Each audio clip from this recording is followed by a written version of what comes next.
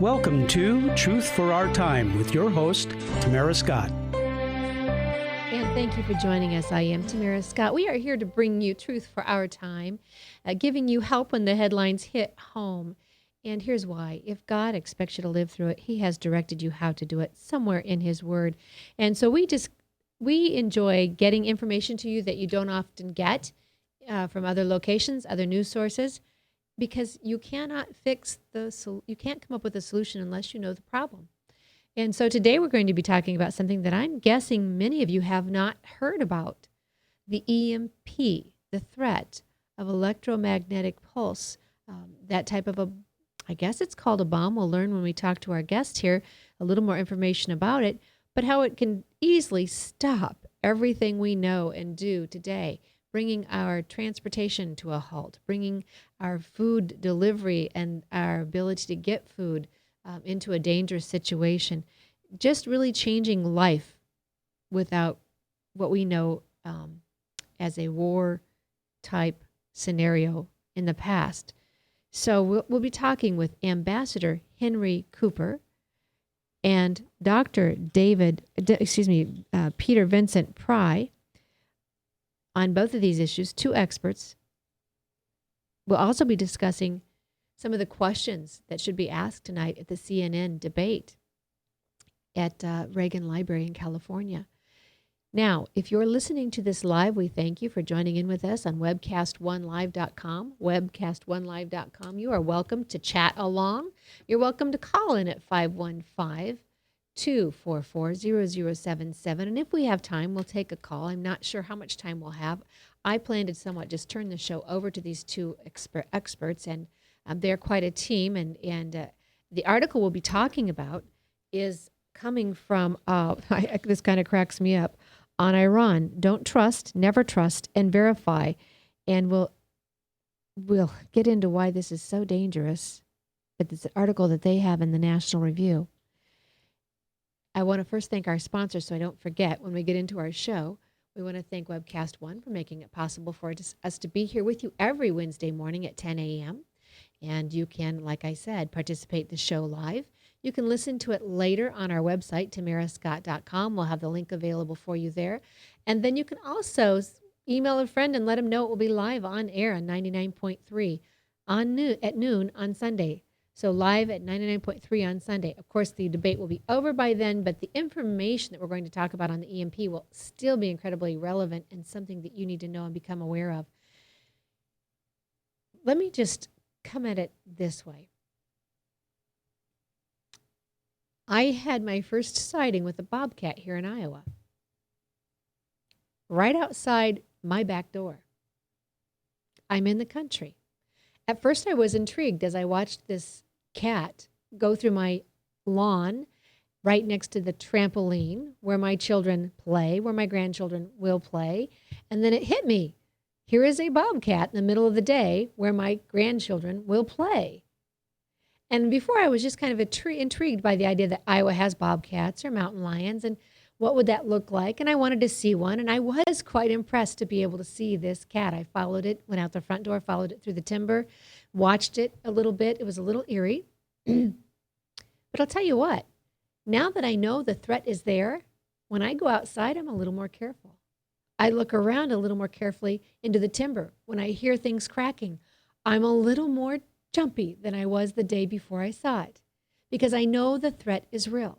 Why do I bring this up?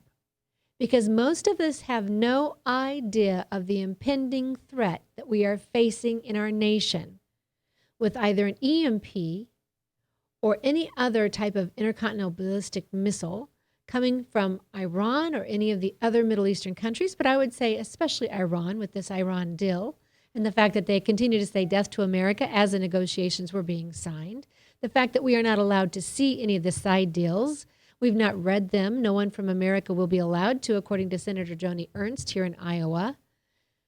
And as I said to you last week on a show as a guest, I made the comment, Ryan, do you have that clip?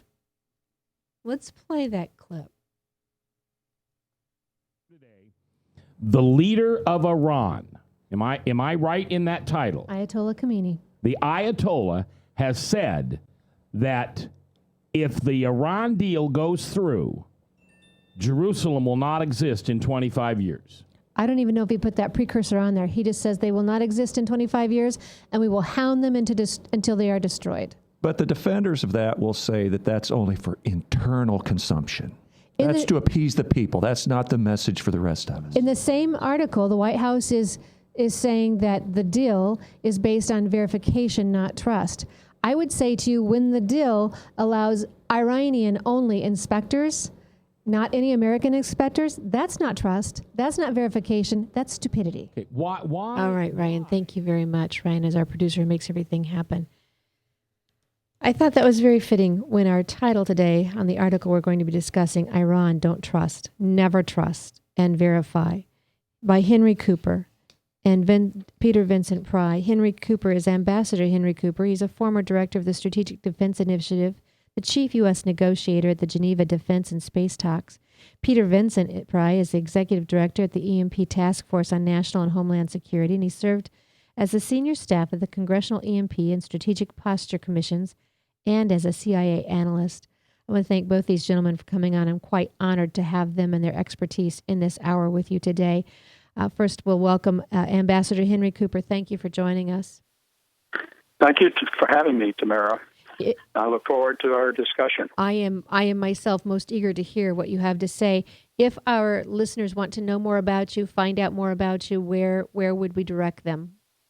Oh, you can go to High Frontier's webpage, www.highfrontier.org. highfrontier.org, and there I'm told they can sign up for a newsletter and get updates from you on security policy and other threats. That's correct. All right. And we want to welcome as well Peter Vincent Pry. Good morning, Peter. Thank you for joining us. Well, thank you so much for having me. Dr. Pry, if someone wants to contact you or hear more about you or learn more from your expertise, where would they be directed? Well, they could go to our website, which is the emptaskforce.org, or get one of my books, Electric Armageddon or Apocalypse Unknown. And I would encourage everybody to subscribe to Ambassador Cooper's newsletter. It comes out,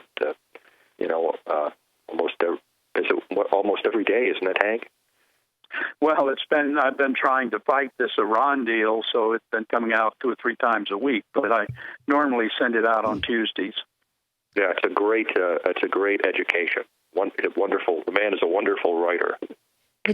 The two of you work very well together, and we'll just have this conversation. Our listeners will be listening in as if we were having coffee and discussing, well, I don't know if you discuss matters so important over coffee, frankly, but I appreciate the work that you two do together, and so just yourselves just have this conversation, and I will almost listen in myself at times. The comment I made, this is not trust, this is not verification, it's stupidity. I didn't overstep, did I? No, you didn't. When you mentioned the title of our paper, let me just remind people where that came from. Last Sunday, not this past Sunday, Sunday a week ago, Colin Powell was on Meet the Press, I believe it was, and he was being interviewed by whoever the moderator is there on the subject. And Colin came out strongly in favor of this Iran deal, which astonished me. Me too. And basically, he began his conversation by saying that his boss at one time, who was my boss too, Ronald Reagan, used to tell the Soviets, trust, but verify. And then he went on to say, in the case of Iran, we need to say don't trust, never trust, verify. And then the astonishing part was that he went on to talk about why he had confidence that this deal could be verified. And I was astonished by that because when General Powell was the chairman of the Joint Chiefs of Staff, it was during the period I was director of the Strategic Defense Initiative, and I worked closely with Colin. And he said at that time, after Desert Storm, he learned that Saddam Hussein, or actually it was David Kaye who went in after the 100-Day War, and discovered that Saddam Hussein was within months, according to David, of having an ability to build nuclear weapons. And this fact had escaped the intelligence community, not only our intelligence community, but the Israeli Mossad as well, which, as you know, is a world-class Right. capability, and especially in terms of dealing with threats from Saddam Hussein or from Iran. So we were fooled then. The intelligence community, the best we had, didn't know about what Saddam was doing. Then in 2003, when he became Secretary of State, following the first wave of Iraqi freedom, our inspectors went in, as you know. David Kay again led the inspectors, and he found nothing.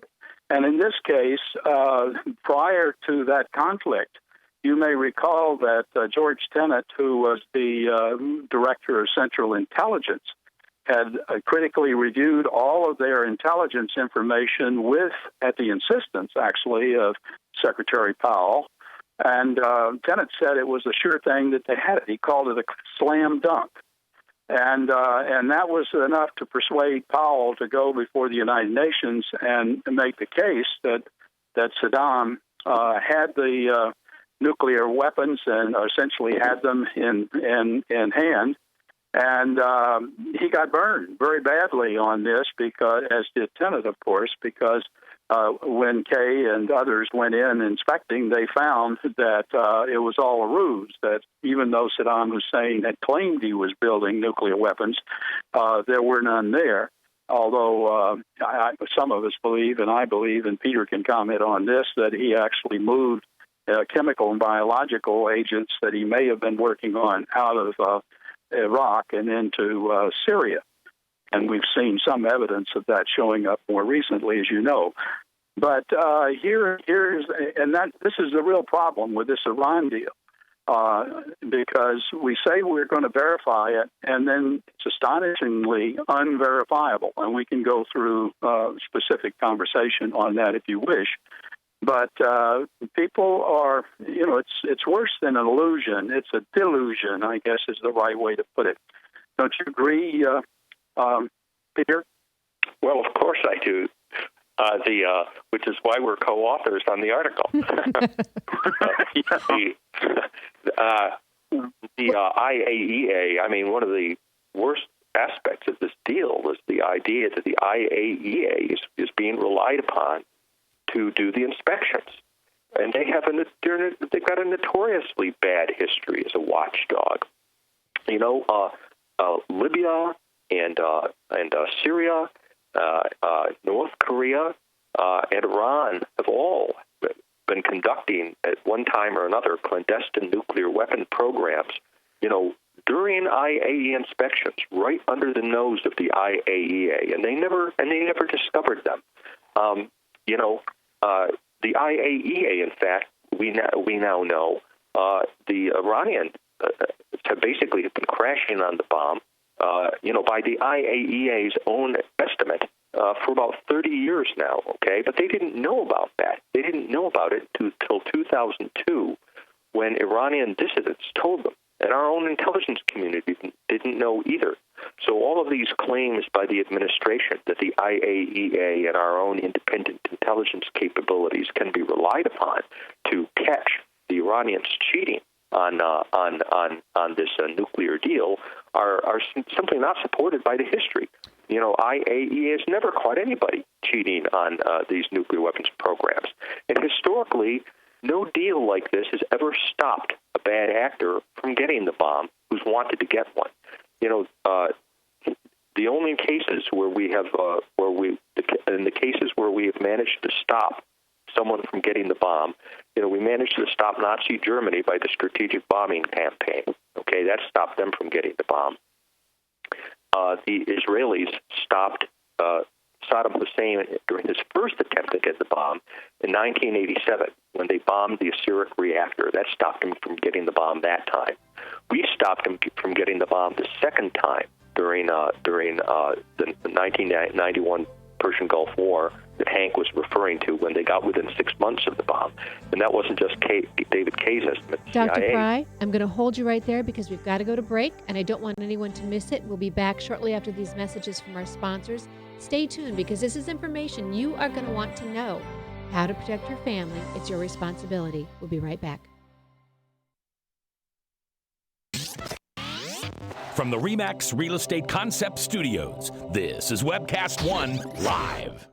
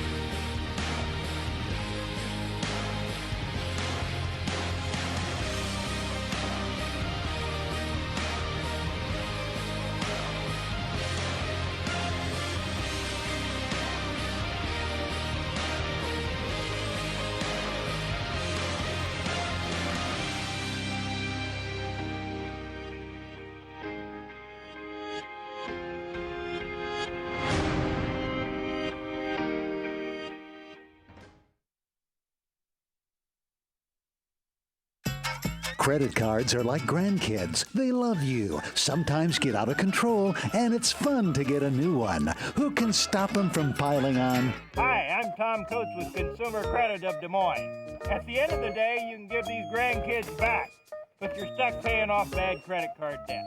We can help you put the fun back into using credit cards responsibly. Right, kids? Yeah! If you need help getting credit cards off your back, call Consumer Credit of Des Moines.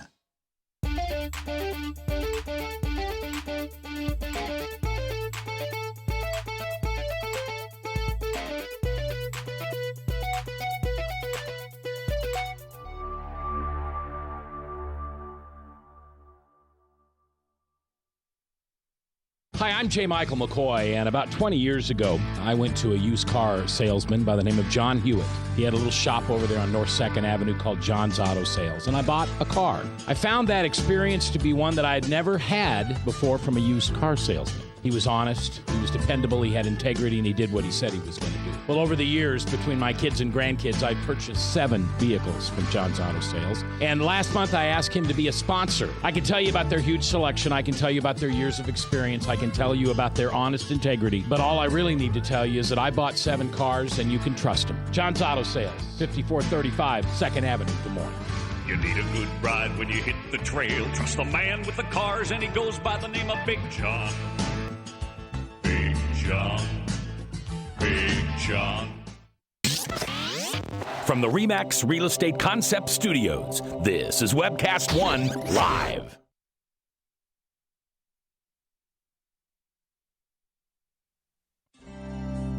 Welcome back to Truth for Our Time with your host, Tamara Scott. And thanks for staying tuned. I am Tamara Scott. You can get the archive of this show available at tamarascott.com afterwards.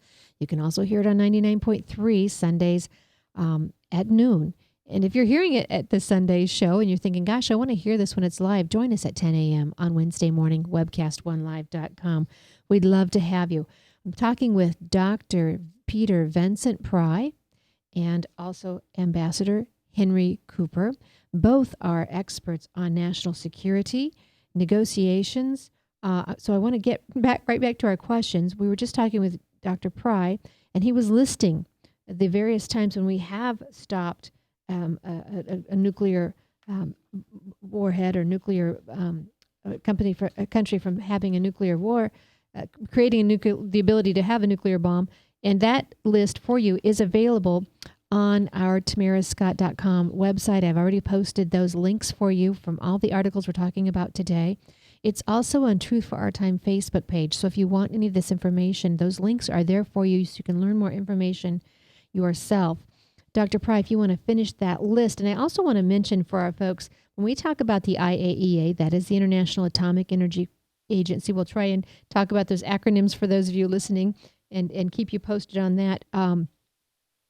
That is you should tell people, Tamara, that's a United Nations organization, and the United States has no representation there directly, and indirectly, of course, we do interact with them. We should tell them that, and we should also tell them as well, this is the same IAEA in which a 7-minute video, which I've told our listeners to watch, Senator Cotton is questioning Secretary of State John Kerry and asking him if he's ever seen the side deals in which Cotton had to fly to Vienna to figure out what was happening here in America. We've never had to do that, to my knowledge, before, fly to another country to find out what's happening in our own. And when he asked him if he'd read the deal, Kerry could not confirm he had not read the deal. He'd been briefed. And he said he trusted the IAEA, the very group that you two are warning us about and warning us that they are often in error. And this is the group. Tamara, one step further. It turns out, as you know, at one of the key sites, the IAEA is relying on self-inspection by the Iranians. They're providing the samples and so on at one of the key sites for the IAEA to examine. So the IAEA is not even going in to examine the sites that might be suspect. And furthermore, there's a serious a set of serious problems that come with any attempt to infer what's going on, especially when they say there's a 24-day, not any time, any place kind of an inspection, but it's 24 days before they can go in. And then there's a whole bunch of bureaucratic trapping that goes with that can drag that out to many weeks.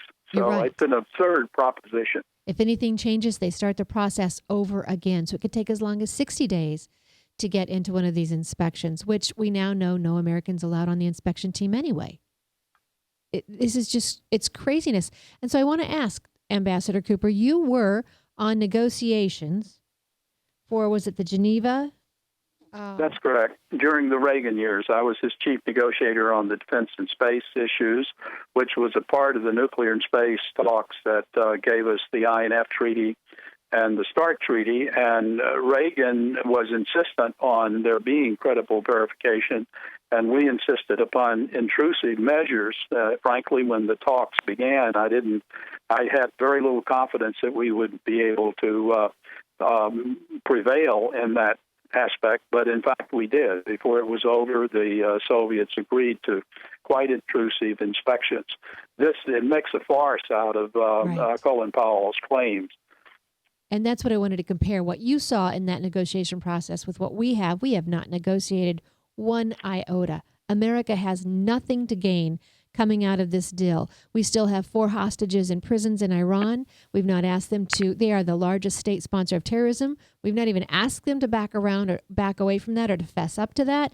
$150 billion with a B, listeners. $150 billion will be in assets will be unfrozen and available now to this country who has said death to America, who has promised through the Ayatollah Khomeini that Israel will not be here in 25 years. And now they'll have $150 billion at their disposal in assets. Right. Before we talk about that, and I really do want us to talk about where that $150 billion can go, and more for that matter. But Peter's got one thing that I think he ought to discuss. Great. It's another paper that we hope to be coming out with several other key individuals shortly. And it makes it really provides an irony to this whole negotiation. Go ahead, Peter. Great, Peter. Sure. I think the biggest single flaw in the treaty is something that almost nobody has talked about except for Ambassador Cooper and I and some of the other people like Ambassador Cooper who were in Ronald Reagan's brain trust, like Dr. William Graham, who was Reagan's science advisor and served on the EMP Commission, and Fritz Ehrmark, who had been chairman of the National Intelligence Council, were all of the mind that Iran probably already has the bomb, that they probably already have the bomb. And that makes this not just a bad deal, but the worst possible deal. Because the worst possible deal is to put yourself in a situation where you're convincing the American people and yourself that you've got an agreement that might stop them from getting the bomb, when in fact they've already got it. And we've seen this picture before, and I'm amazed that the press is not talking about this more, because this is exactly what happened with North Korea during the President Bill Clinton's administration. We knew the North Koreans had got the bomb in 1994. And then the Clinton administration was all in a panic about what to do about it. And they came back with this peace for our time moment. That is a quote from Neville Chamberlain, who made the 1938 Munich Agreement with Adolf Hitler, declaring peace for our time. And that, in effect, the agreed framework that Bill Clinton came up with, he ended up convincing the press, and the press just swallowed it hook, line, and sinker, that this agreed framework had basically frozen the North Korean nuclear program, and they had hoped that this agreed framework would eventually bring North Korea to the community of nations, and the North Koreans would feel that they wouldn't need to have the bomb anymore, and they would give up their nuclear weapons.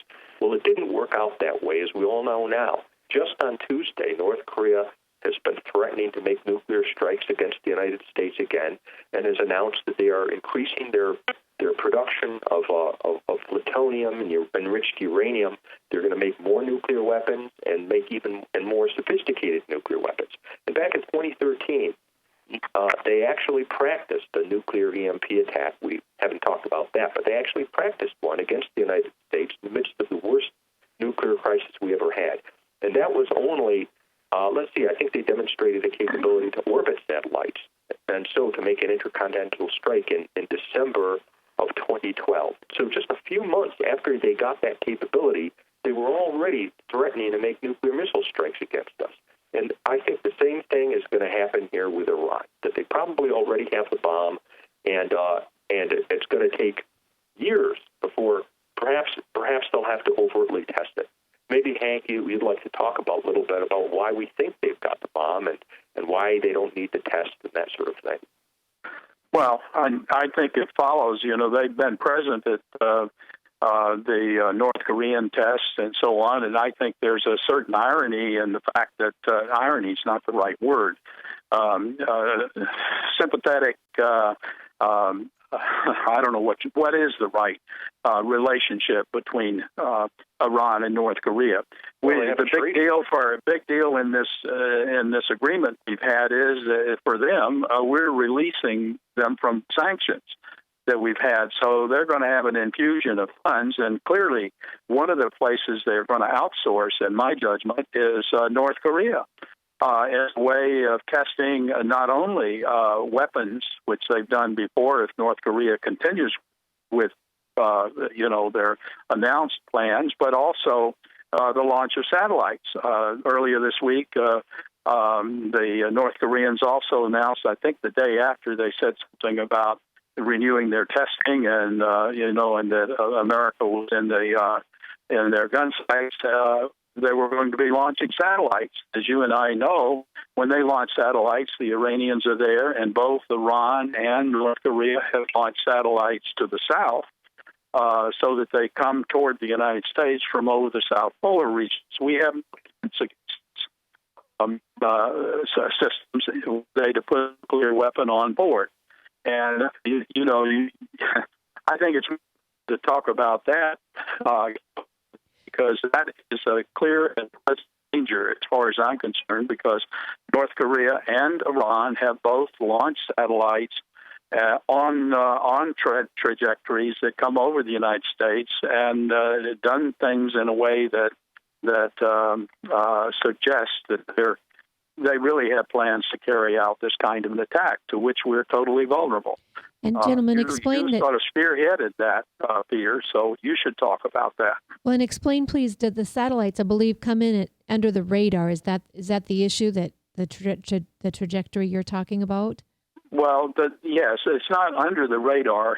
They'll be in space. And if we had radar that was looking in the right directions, we'd see them. And we will know that they've been launched because our satellite systems will see them launched. The problem is you have to be able to track them so that the defenses that we do have in Vandenberg Air Force Base, for example, might have a shot. But our space systems I don't believe the ones we have deployed today really have the capability to provide the needed tracks. We need additional radar of the sort that we have looking at launches originally from the Soviet Union, but from China, North Korea, and Iran over the North Pole. All of our efforts during the Cold War were directed toward a threat that would come at us out of the Soviet Union, and those ICBMs would come over the North Pole. So that's what we've designed missile defense systems to counter, and we've left the door open, if you will. Threats that come from the south, even from ships in the Gulf of Mexico, for example. We have no defense against that today. And it's absurd that we're leaving ourselves in this vulnerable situation, but there we are. Peter? A few more points on, why we think Iran probably has the bomb right now. Just some common sense things. You don't have to be a nuclear physicist to know that in World War II, during the Manhattan Project, it took the United States only 3 years using 1930s and 1940s era technology to build 2 atomic bombs of completely different designs, and both of them worked perfectly. One of them was not even tested. The Hiroshima bomb was not tested. The test that we did conduct in Alamogordo, the Trinity test, was of a more complicated plutonium design, implosion-type weapon, and both of them worked perfectly. So we know from our own experience that you can build atomic bombs without testing and that they will work perfectly. Israel has got a nuclear arsenal. They never tested. South Africa built nuclear weapons. They never tested. So we know from the experience of other countries, too, that Iran could build the bomb and have confidence that it would work without testing the thing. So we built atomic bombs using 1930s and 40s era technology in just 3 years, yet Iran, supposedly, according to the Obama administration, has been crashing on the atomic bomb for 30 years, 10 times longer. And if they are to be believed, they still don't have it. That just seems wildly implausible when you look at the timelines.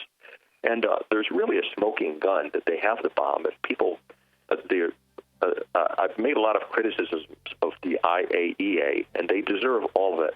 But one of the few good things the International Atomic Energy Agency did was they wrote a report back in 2011 on all Peter? I hate to cut you off again. We're right at a break. When we come back, we're going to come right back into that report. So hold your thought. We'll come right back into that report. Tamara Scott, stay with us. From the RE/MAX Real Estate Concept Studios, this is Webcast One Live. I'm Brian Leach, owner of Service Legends, and my position is Chief Talent Officer. I'm Nicholas Wonderscheid. I am Bernie Hobbs. And I'm the Service Manager. Marketing Director and Client Relations Manager. Everything that we do is about ensuring that we exceed your expectations. Our clients are important to us. 100% satisfaction. We're not just focused on heating and cooling. That's the easiest part of our job, actually, is fixing furnaces and air conditioners. Everyone that we come in touch with, we want to improve lives. Bottom line is, we've got our installation guarantees, 25% energy savings guarantee, comfort guarantee, temperature selection guarantee, property protection guarantee. 100% satisfaction guaranteed, fixed rate or it's free. All of those guarantees are backed up with a 100% money-back guarantee to hold ourselves accountable to making sure that you get what you're after. Just fixing the problem today. If they have another problem 5 days down the road, it's still fixed rate or it's free. We use what's called straightforward pricing. Our technicians are going to give you an exact to-the-penny price on what it's going to take before they move forward with any repair. That way you know what to expect. It's the same price every day. No surprises.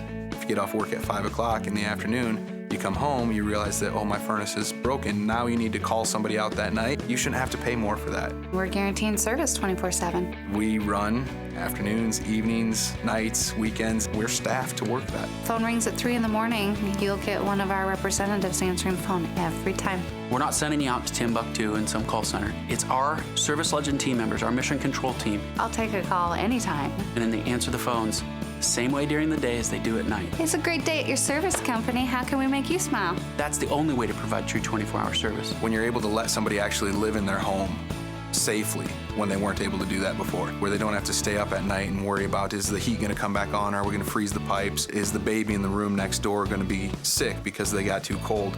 When you're able to help somebody overcome challenges like that, that's impacting a life. That makes a difference. I get goosebumps thinking about it. I love the team. I love the people that I work with. We have fun, but we work hard. I call them my ambassadors of legendary service. If you could just envision what that is, that's who we're sending to your home. They literally will call in, pick up the phone and call and say, hey, I want to talk to your manager. And I get on the phone, they're like, that technician that was at my house was the greatest technician ever. That's cool to me. We want to brighten people's days. Every person that we have going into the house has gone through an extensive background check. Drug testing, we have a very thorough interview process that 1 out of 140 people make it through. If we promise you something, that's what you're going to get, no matter what. We're here when you need us to protect the safety and comfort of your family. If you're not happy, we're gonna make it right. If we're willing to put 100% money-back guarantee on what we do, what type of work do you think we do? Give us a call. We're there for you 24/7, 365 days a year. Enough said.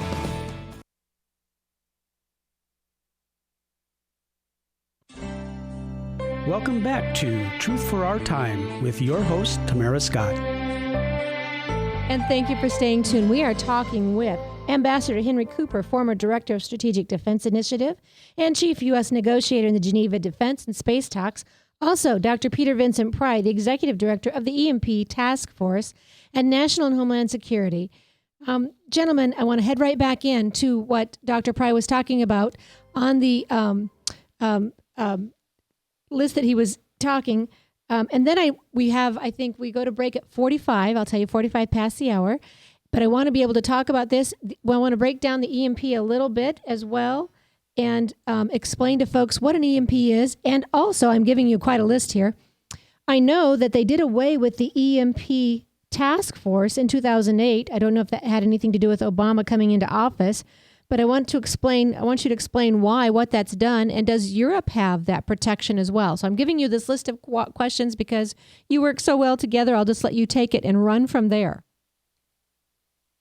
Okay, well, I'll just finish off what I was saying before the break about the IAEA 2011 report, which is a smoking gun that Iran has the bomb, although the IAEA itself is too timorous to say so. But they basically go down a checklist and they describe things that they know that they uncovered, about what the Iranians were doing in their nuclear weapons program. And they did things like they designed an implosion bomb. They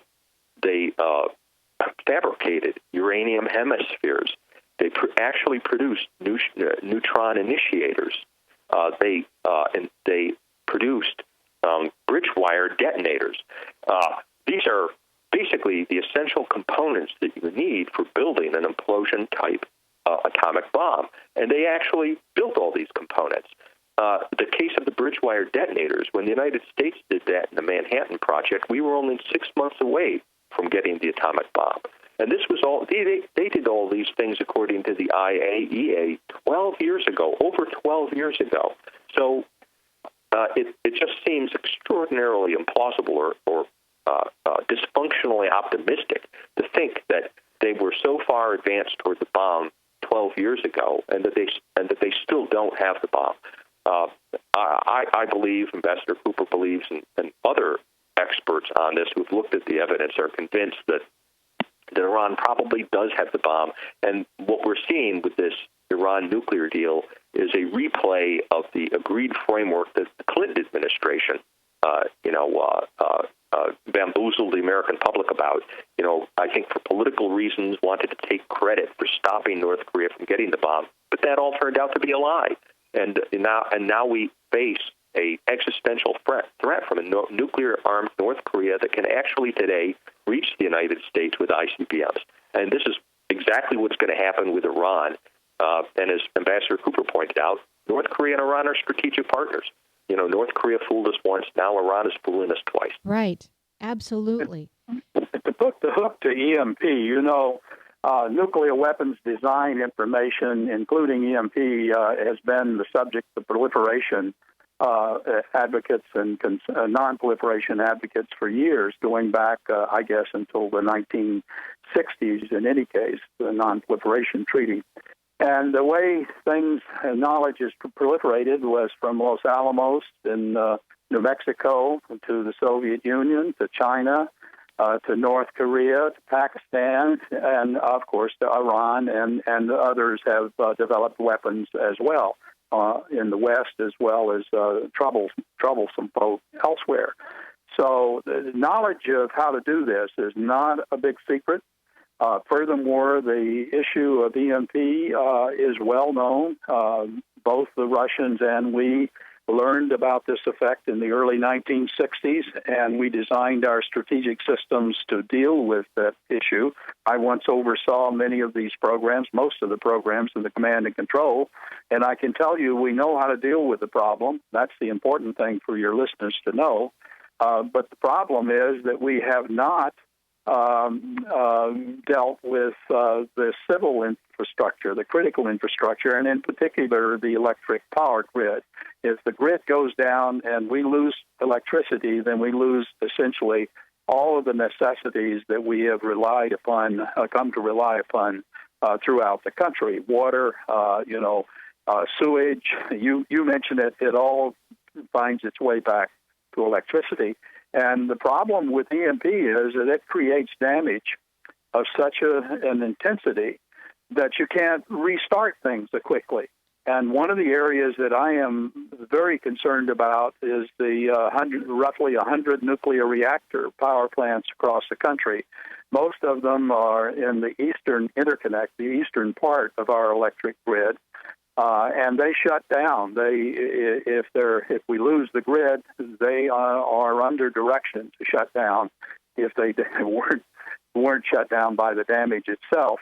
And there's no real capability today to restart them. And what we have is a potential Fukushima at each of those reactors. So we have the creation of radiation that can flood, especially the eastern seaboard, all the way out to well beyond the Mississippi, where 3/4 of the American people live, and roughly the same percentage of the nuclear reactors are. And it'll just be a disaster. On the other hand, if we did the right things, I believe we could harden those reactors so they could become a resource in restarting and reviving the grid and our ability to deal with the disaster that will be there in any case.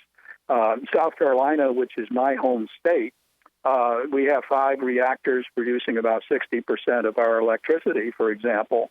And if we could figure out how to keep those reactors going through such an event, then yes, we'd have problems. But 60% of the electricity that we normally have is great as compared to nothing. And as far as the country goes, 20% of the nation's electricity comes from the nuclear reactors. So again, if we fix that problem, 20% is a lot better than zero. So there are things that we could be doing and wisely doing, but we're not doing them in part because Washington is so badly broken that legislation that has been sought now, and Peter's been a leader in this for 4 years, and it gets bottled up in the Congress. We don't even have, as a part of the Department of Homeland Security, a scenario that requires the people in this country to deal with EMP. And it's just, it's a crime, in my judgment. It comes close to, I don't know what the right term for it is. It's negligence. Gross negligence. It's a gross negligence. Our leaders are not doing this. And when I say our leaders, I mean the executive branch, the legislative branch, you name it. That's one of the reasons why Peter and I are spending most of our time working with local folk and with the state authorities to try to get something going, because Washington is just badly broken.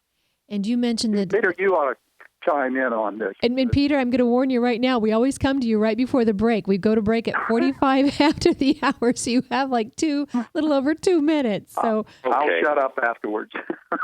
Well, I will, what I'll say in my 2 minutes is that I agree with everything Ambassador Cooper said. And people should know that first, that this is probably the greatest threat that Western civilization faces, because it means that with a single nuclear weapon, and it doesn't have to be a sophisticated nuclear weapon, that a failed state like North Korea or a terrorist state like an Iran could end our civilization by detonating and creating an EMP attack. Most people have experienced blackouts, but the kind of blackout Ambassador Cooper is talking about is a protracted blackout that would last months or years. And we can't survive as a society without electricity, even for a year. The Congressional EMP Commission calculated that if we had a 1 year-long blackout in this country, we'd lose up to 90% of the population through starvation, disease, and societal collapse. And that's why Iran wants the bomb. They openly write about making nuclear EMP attacks against the United States. It's why they want the bomb. It's why North Korea practiced an EMP attack against us back in 2013 during the nuclear crisis. Now, so I also agree. Are we going to the break now? You hold on to that thought. hold on to what you're going to agree with, because people think we had no electricity early on. We made it, but it's far different now because so much of our operations contend on electricity, and we don't have the self-sufficiency and sustainability in our own homes. We'll be right back. Stay tuned. From the RE/MAX Real Estate Concept Studios, this is Webcast One Live. Credit cards are like grandkids. They love you, sometimes get out of control, and it's fun to get a new one. Who can stop them from piling on? Hi, I'm Tom Coates with Consumer Credit of Des Moines. At the end of the day, you can return the grandkids, but you're stuck paying off bad credit card debt. We'll help you put the fun back into using credit cards responsibly. Right, kids? Yeah! If you need help getting credit cards off your back, call Consumer Credit of Des Moines.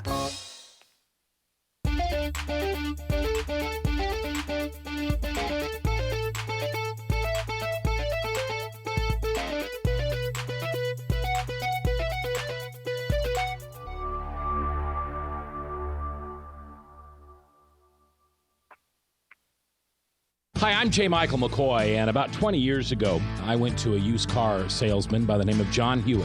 He had a little shop over there on North 2nd Avenue called John's Auto Sales, and I bought a car. I found that experience to be one that I had never had before from a used car salesman. He was honest, he was dependable, he had integrity, and he did what he said he was going to do. Well, over the years, between my kids and grandkids, I've purchased 7 vehicles from John's Auto Sales. And last month, I asked him to be a sponsor. I can tell you about their huge selection. I can tell you about their years of experience. I can tell you about their honest integrity. But all I really need to tell you is that I bought 7 cars, and you can trust them. John's Auto Sales, 5435 2nd Avenue, Des Moines. You need a good ride when you hit the trail. Trust the man with the cars, and he goes by the name of Big John. Big John. Big John. From the RE/MAX Real Estate Concept Studios, this is Webcast One Live.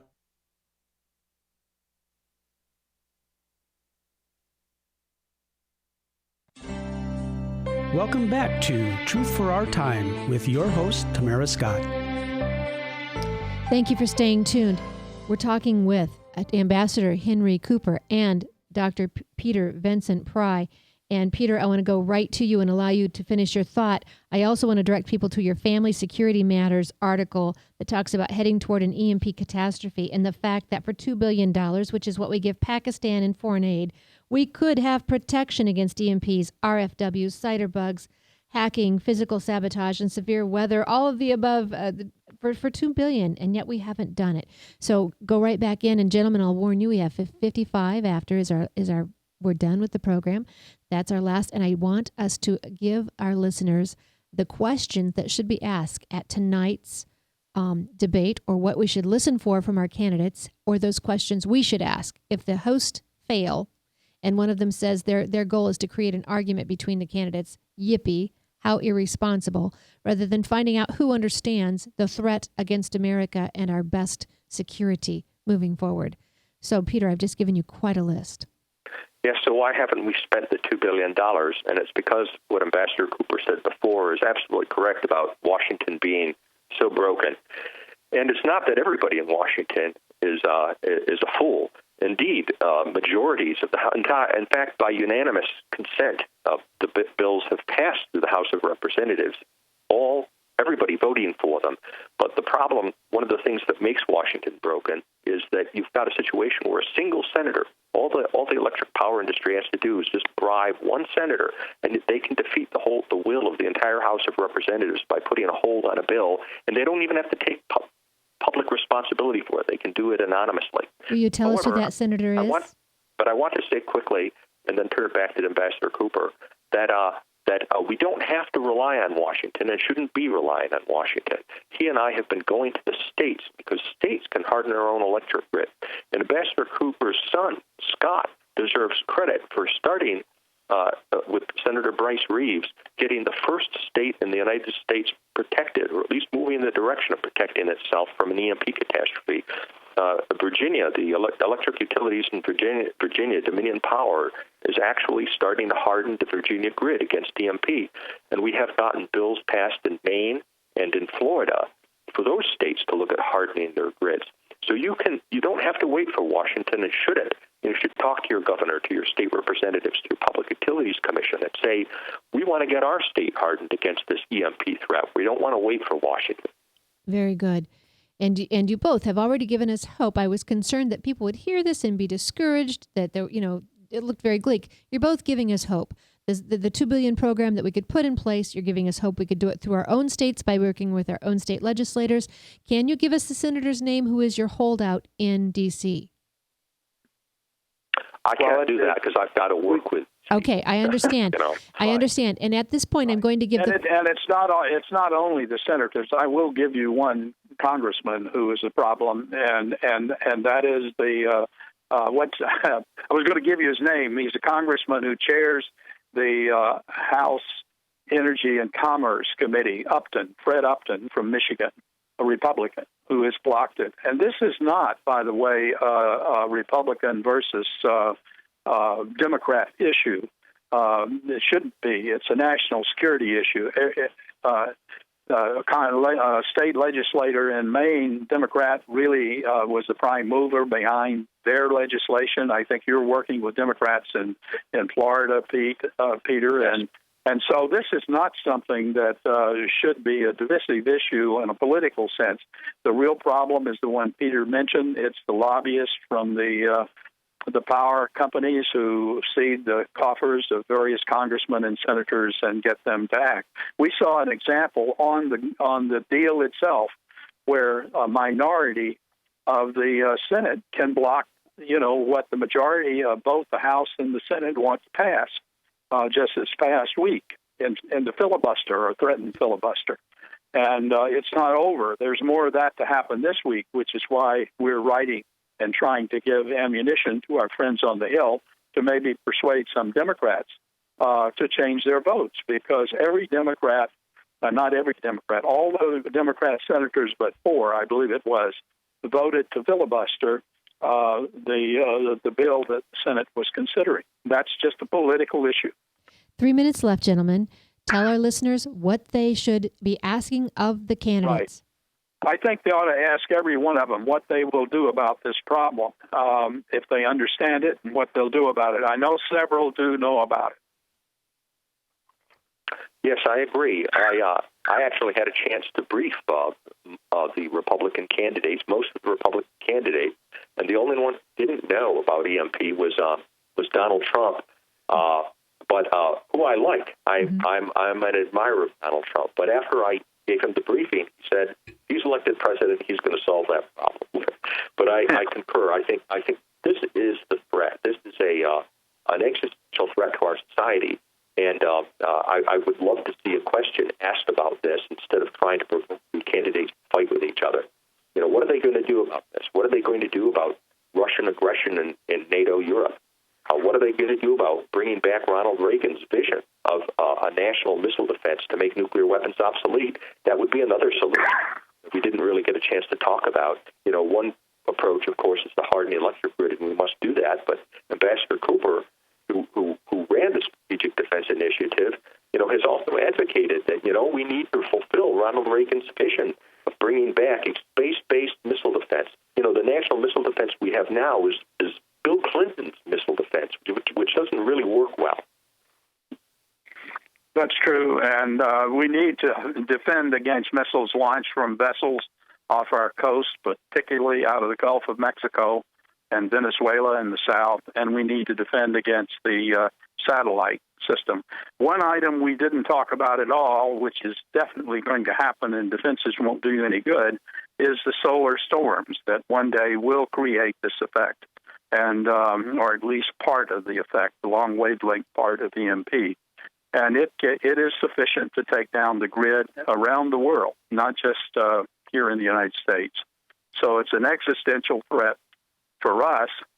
Anybody who's ever looked at the night picture of Korea, North Korea is black, South Korea is light. The whole world would be black with a solar storm of the magnitude of one that happened in 1859, was it, Peter?